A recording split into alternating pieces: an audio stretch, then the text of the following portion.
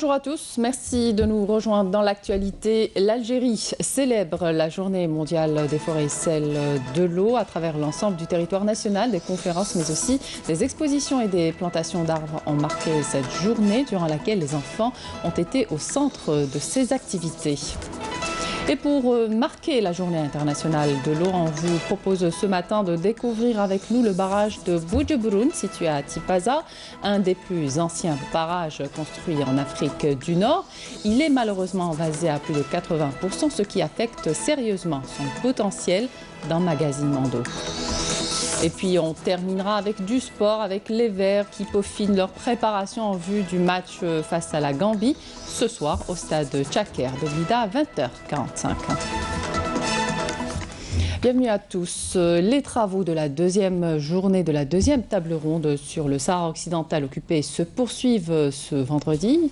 Ils se sont ouverts hier jeudi en Suisse sous la présidence de l'envoyé personnel du secrétaire général de l'ONU, Horst Kohler. Outre les délégations des deux pays en conflit, le Maroc et le Front Polisario, l'Algérie et la Mauritanie participent à la rencontre en tant que pays voisin. La délégation algérienne est conduite par le vice-premier ministre, ministre des Affaires étrangères, Ramdan Lamamra.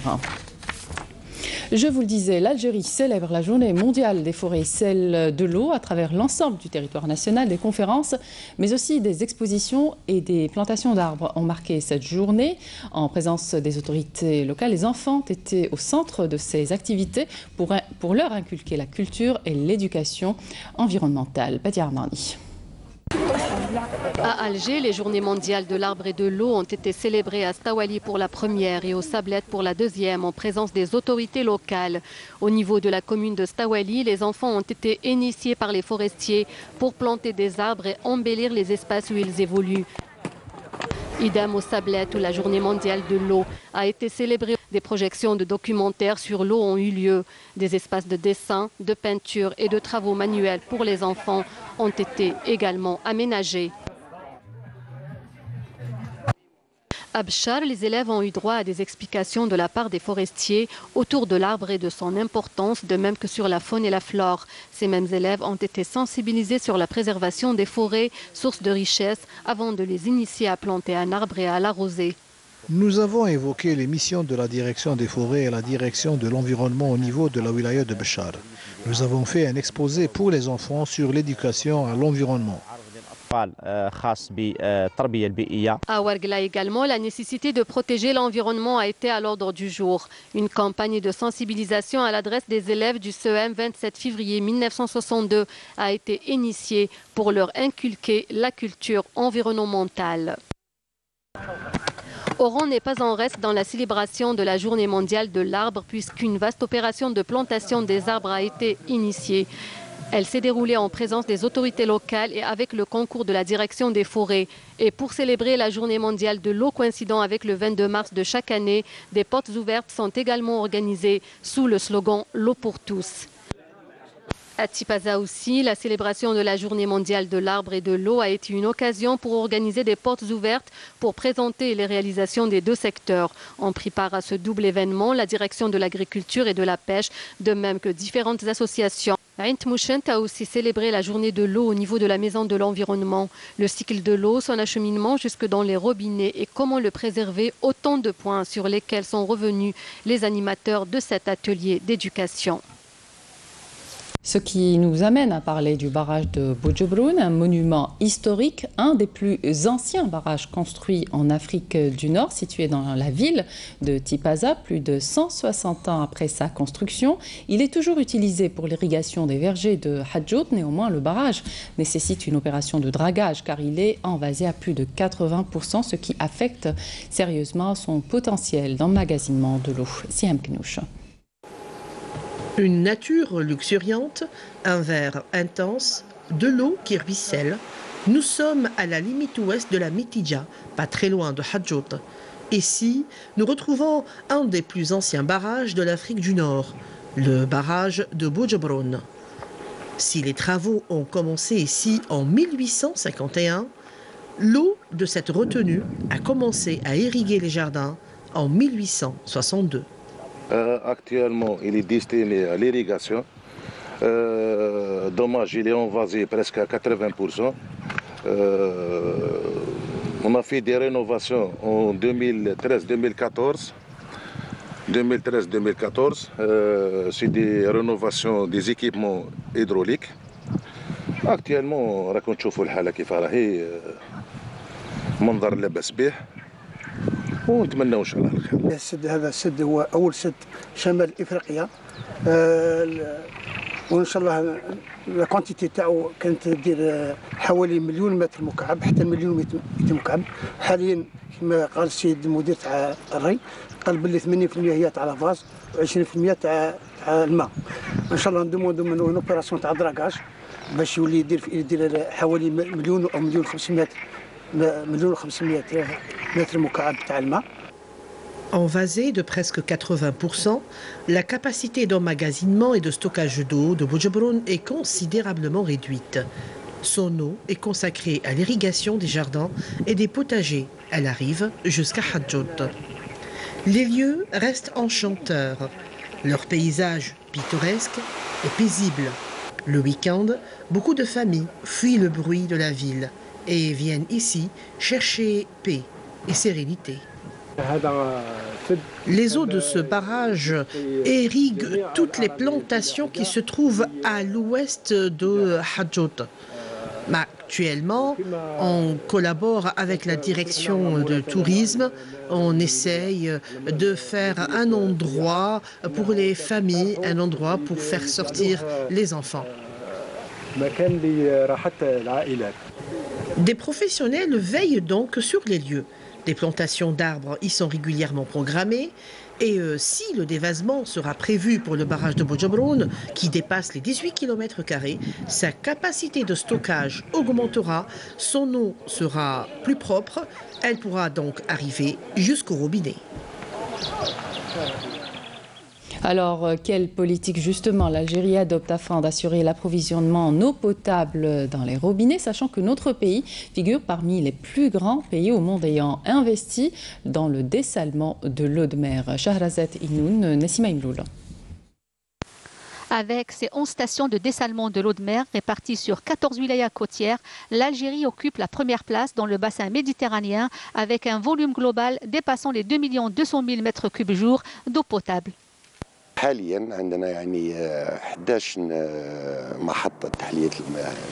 Actuellement, nous disposons de 11 stations de dessalement de l'eau de mer exploitables, parmi lesquelles la station de Honein et celle de Sourtlata, d'une capacité de 200 000 m3 chacune.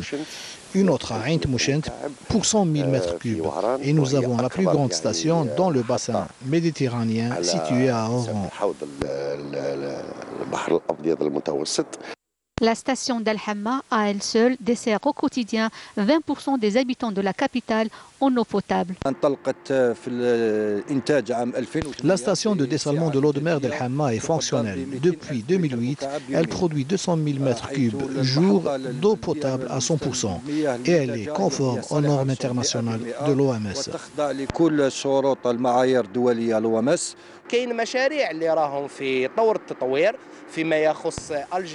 Nous avons des projets en voie de réalisation comme celui d'Alger Ouest d'une capacité de 300 000 m3 qui va alimenter la région ouest d'Alger et la région de Blida.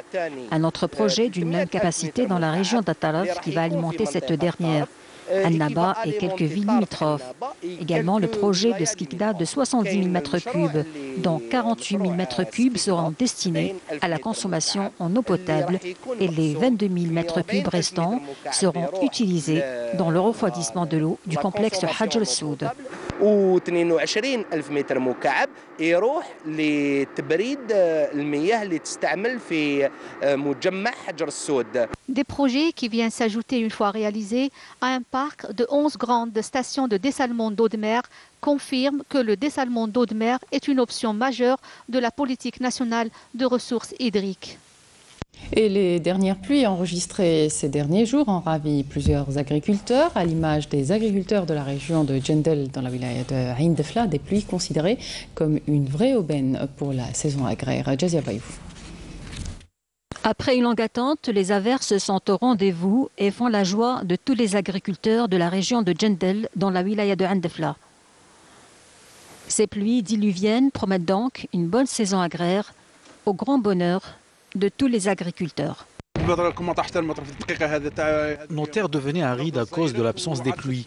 Heureusement, avec ces averses, nous retrouvons l'espoir de sauver notre saison agraire.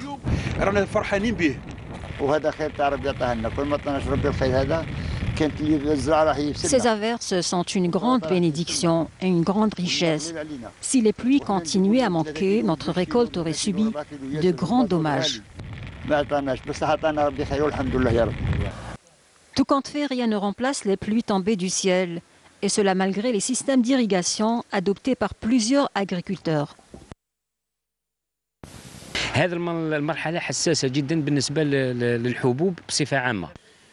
C'est une période très délicate pour la croissance des semences qui exige en cette période une plus grande quantité d'eau.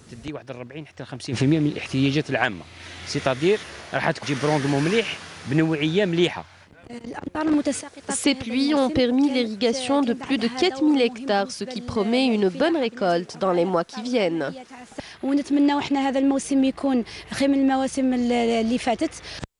Ces pluies tombent donc à pic et promettent de sauver cette saison agraire.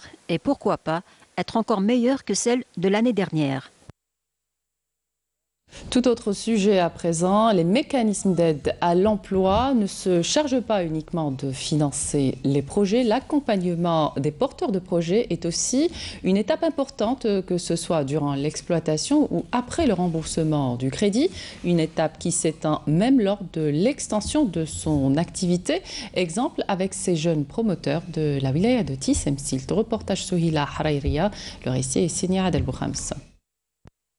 Quoi de plus beau que de voir son projet prendre de l'envergure et d'un simple artisan tu deviens propriétaire d'une petite entreprise créatrice d'emplois directs mais aussi indirects à travers la sous-traitance grâce à un nouveau crédit dans le cadre de la CNAC.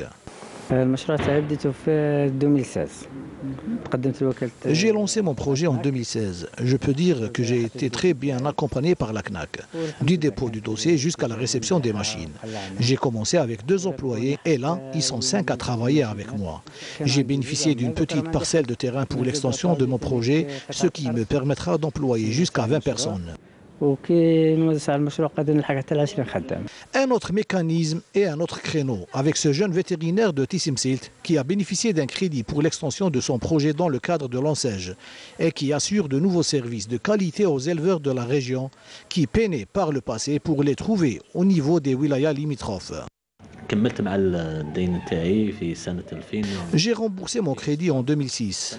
En 2012, j'ai eu l'idée de faire l'extension de ma clinique vétérinaire en l'équipant du matériel nécessaire qui nous facilitera le diagnostic des vaccinations artificielles des vaches ainsi que les vaccinations d'un jour dans les couvoirs chez les aviculteurs. Comparativement à l'année 2017, nous avons enregistré en 2018 une hausse de près de 100% avec le financement de 78 entreprises alors que leur nombre n'était que de 40 une année avant. Nous avons financé 30 projets pour un coût total de plus de 115 millions de dinars. Des projets qui ont engendré 95 postes d'emploi.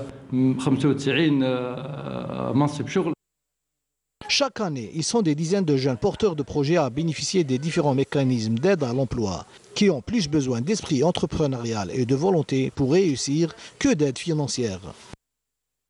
Et puis, il y a d'autres initiatives très prometteuses, elles aussi, cette fois au profit des jeunes diplômés universitaires comme ceux issus de l'université de Betna. Global Group lance le concours Aspire qui mise sur l'encouragement de la formation dans le domaine de l'industrie automobile.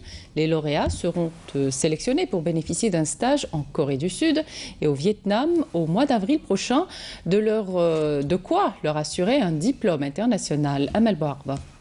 Ces jeunes sont des diplômés issus de l'université de Betna.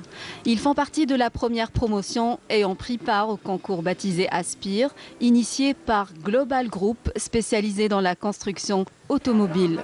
Objectif : sélectionner les premiers lauréats afin de bénéficier d'une formation dans le domaine de la construction mécanique avec à la clé un stage en Corée du Sud et au Vietnam.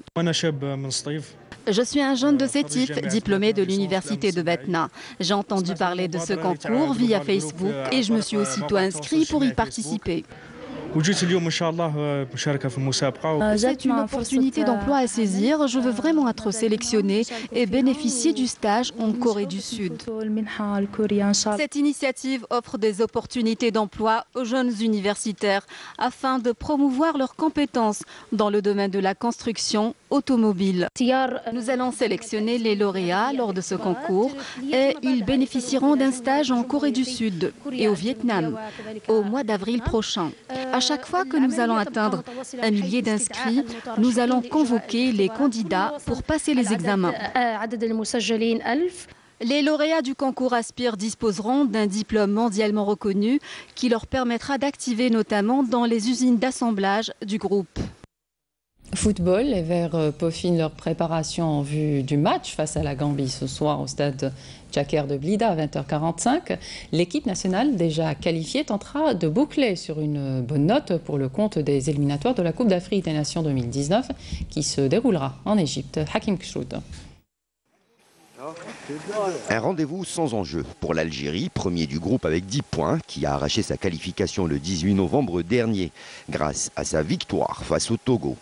En vue de ce dernier match qualificatif, le sélectionneur national Djemal Belmadi a fait appel à 26 joueurs, dont 4 nouveaux. Il s'agit de Victor Lekhel du Havre en France, ainsi que du trio du Paradou Athletic Club de la Ligue 1 professionnelle Algérie, Zakaria Neidji, Hicham Boudaoui et Haitham Lossif. كاين البعض اللي كانوا موجودين غابوا مده ورجعوا كاين اللي جان اللي عايشين اجواء المنتخبات في الفئات الصغرى كذا راهم معنا هنايا نعاونوهم نساعدوهم باش pour bien s'adapter. En revanche, Djemal Belmadi a écarté plusieurs tauliers, à l'image de Yassine Brahimi du FC Porto, Islam Slimani de Fenerbahçe ou encore Nabil Bentaleb de Schalke 04. Un vrai test pour les joueurs qui vont être alignés pour les 2 prochains matchs des Fennecs face à la Gambie, puis en amical face à la Tunisie. Un test révélateur qui va permettre de jauger la qualité et la forme des joueurs convoqués avant la CAN 2019 le mois de juin prochain et une occasion pour effectuer une revue d'effectifs.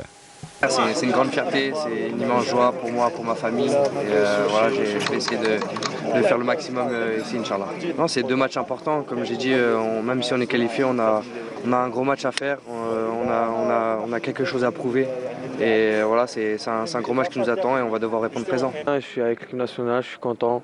Donc c'est le choix du coach, c'est lui qui décide. Donc moi j'écoute et je donne ce que je peux donner. Voilà. Parce que j'ai réussi, je fais une bonne saison. Après pour la suite, pour l'instant je sais pas, pour l'instant je me concentre sur la fin de championnat et pourquoi pas pour être performant, pourquoi pas être à la CAN. À rappeler que les Verts qui se sont entraînés au complet mercredi au centre technique national de Sidi Moussa, le gardien de but Zorba s'est blessé à l'entame de la séance d'entraînement. Il déclare ainsi forfait pour le match de la Gambie. Il a été remplacé par Gaïa Merbah, le gardien de but du Nasser Hussein Dey. Et puis les compétitions du rallye auto moto Touareg se poursuivent. Hier, c'était la 5e étape. Les détails avec Dunia Hadjab. Les 250 participants de 25 nationalités ont parcouru les 150 km séparant Beni Abbas de Territ pour la 5e étape du rallye Touareg Algérie, dont 80 km sur les dunes. Comment ça va être? Je sais pas, tout le monde a envie de rouler vite pour être devant. Le podium final ou d'aujourd'hui, ça, je ne sais pas. Inch'Allah. Avec un type de pilotes passionnés de rallye, Fritz et Jessica, venant d'Allemagne, ont donné le maximum sur le plus beau désert du monde avec la première place des 4x4. Je suis très heureux. C'est mon première fois que j'ai une pokal. C'est la première fois pour nous deux et nous sommes très heureux. اليوم فوتنا المرحلة هذه جاتنا شوية صعيبة تم العرق من الريح قاع جا صاد لينا هذيك هي كيفاش تعطلنا اليوم فاني ما دخلناش كيما الوقت اللي دارين ندخلوا فيه. Le continent européen s'est taillé la part du lion dans les épreuves moto, quad, SSV et camion. Enfin, dans les différentes épreuves, le podium a été complété par les Algériens, respectivement 2e et 3e place. الكلاسمون ان شاء الله الترتيب العام رانا الثاني وان شاء الله حتى الاول راه لينا احنا للجزائر الشريك التأصيلي. المرحله تاع اليوم كانت جد صعبه. Une 5e étape très réussie sur le plan technique pour le 2e plus grand rallye au monde après le Dakar. Voilà qui termine cette édition. Merci de votre attention. Tout de suite, les prévisions météo avec Friel Chir. Pour l'information, retrouvez ce soir Zohel Bendimalad. Et puis, vous avez toujours à votre disposition les liens qui s'affichent sur votre petit écran. Excellente journée à tous. Au revoir.